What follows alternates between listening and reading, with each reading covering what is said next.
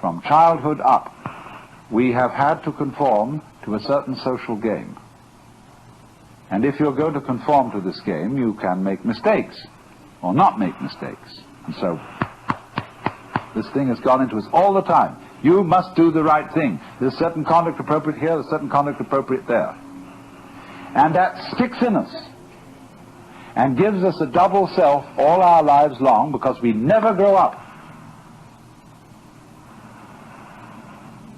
Do you realize that the whole of life plays a game, which is a childhood game?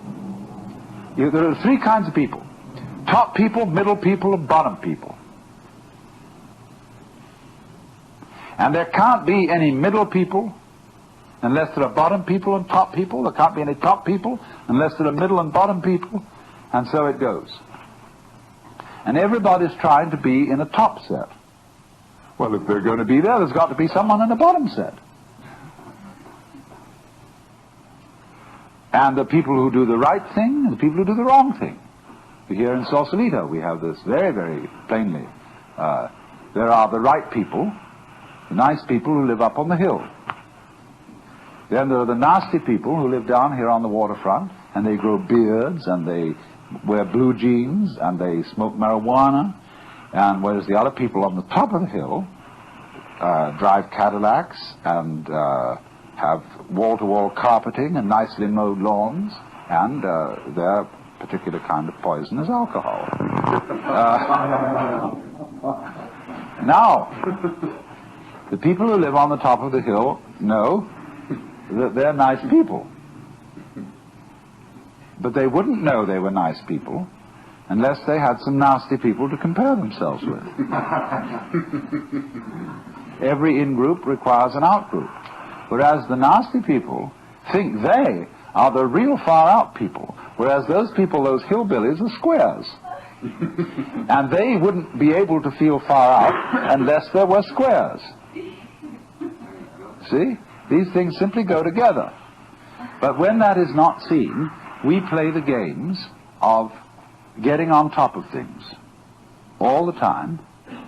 And so we're in a constant state of competition as to, if it's not I'm stronger than you, it's I'm wiser than you, I'm more loving than you, I'm more tolerant than you, I'm more sophisticated than you. It doesn't matter what it is, but this constant competition is going on. In terms of that competition, we can, of course, lose place and in that sense make mistakes. But what a Zen student is a person who is not involved in the status game. That's the real meaning of a monk. He is not keeping up with the Joneses, and to be a master, he must get to the point where he's not trying to be a master. The whole idea of your being better than anybody else simply doesn't make any sense at all. It is totally meaningless. Because you see everybody manifesting the marvel of the universe in the same way as the stars do, and the water and the winds and the animals. And you see them all as being in their right places and not being able really to make mistakes, although they may think they're making mistakes or not making mistakes and playing all these competitive games. But that's their game. Now, I only say, if that game begins to bore you and it begins to trouble you and give you ulcers and all kinds of things, then you raise the problem of getting out of it. And therefore you start to become interested in things like Zen. That is simply a symptom of your growing in a certain direction, where you are tired of playing a certain kind of game. You are as naturally flowing in another direction as if a tree were putting out a new branch. So because you say, oh well, we people are interested in higher things, You see, that depends still on the differentiation of rank between the superior and the inferior people. But when you begin to see through that and grow out of that, you don't think anymore of this superior and inferior classification. You don't think we are spiritual people who attend to higher things as distinct from these morons who are only interested in beer and television. This is simply our particular form of life. Like there are crabs, and there are spiders, and there are sharks, and there are sparrows, and so on. The trouble with the human being is, like the trouble with certain animals, like the dinosaur, who evolved to the point where he was so big that he had to have two brains, a higher self in the head and a lower self in the rump. And the difficulty was to get these two brains coordinated. But we have exactly the same trouble. And we are suffering from a kind of jitters that comes from being two-brained. Now, you see, I'm not saying that that jitters is bad. It's a potential step in evolution and an opportunity of growth. But remember, in the process of growth, the oak is not better than the acorn. Because what does it do? It produces acorns. Or you could say, just like I sometimes love to say, that a chicken is one egg's way of becoming others. So an oak is an acorn's way of becoming other acorns. Where is the point of superiority? The first verse of that poem I just quoted, the flowering branches grow naturally, some short, some long. The first verse is, in the landscape of spring, there is nothing superior and nothing inferior. The flowering branches are naturally, some short, some long.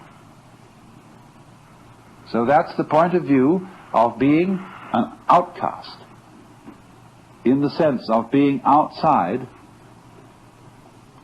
the taking seriously of being involved in the social game, and therefore being threatened by making mistakes, of doing the wrong thing. That is to say, of carrying into adult life one's childhood conditioning, where somebody is constantly yammering at you to play the game.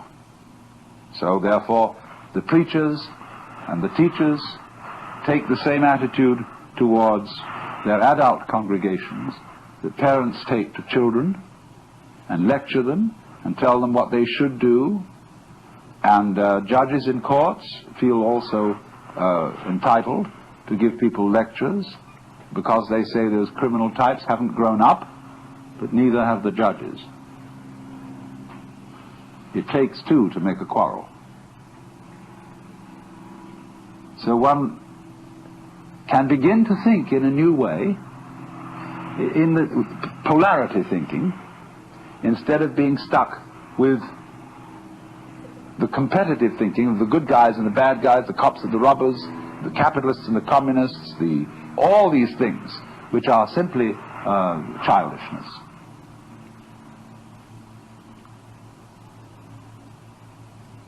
Now, of course, you recognize that the moment I say that, it's like talking in English in order to show that the English language has limitations.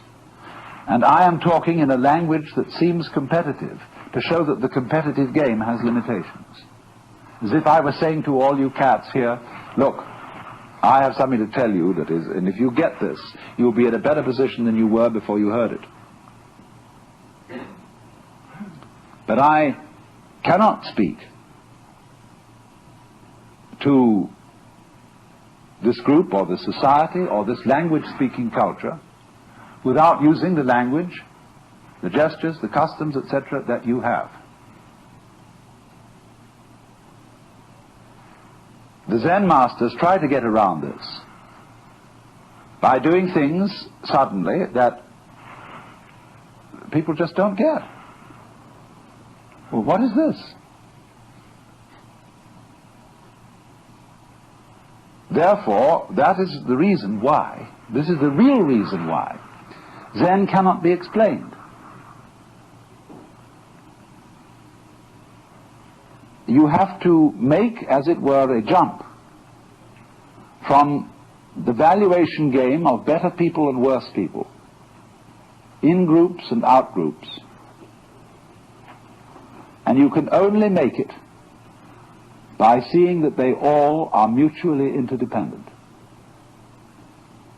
So if we take this situation, let's say I would be talking to you and saying, look, I have some very special thing that you've got to take notice of. Therefore, I am the in-group, and I am the teacher, and you are the out-group. I know perfectly well that I cannot be the teacher unless you come here. And so that my status and my position is totally dependent on you.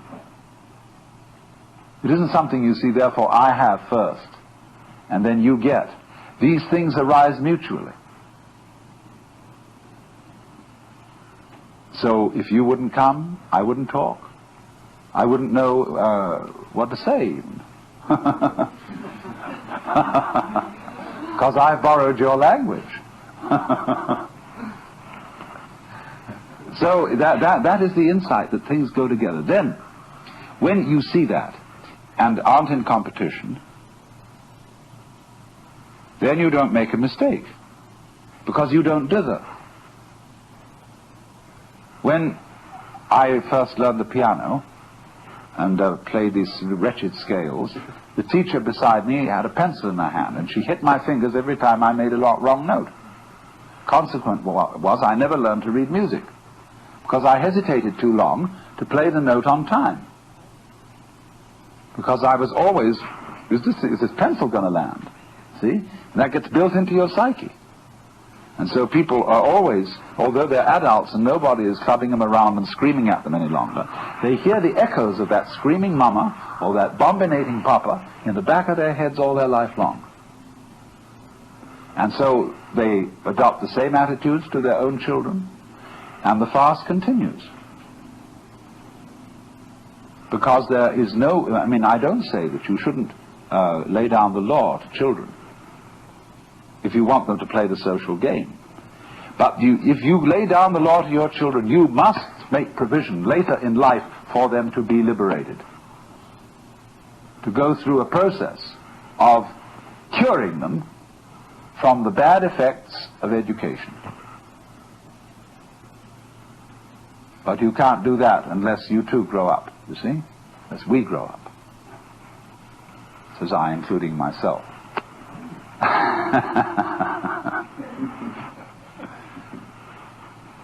So that is the thing. Now, therefore, in the Zen scene,